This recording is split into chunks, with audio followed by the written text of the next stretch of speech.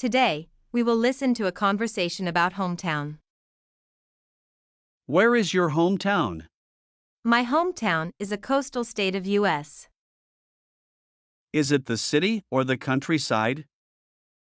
I live in a suburb area. What's it known for? It's famous for tobaccos. What do people do there?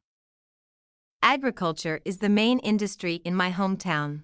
Most of the people here plant and sell tobaccos. How is the atmosphere there?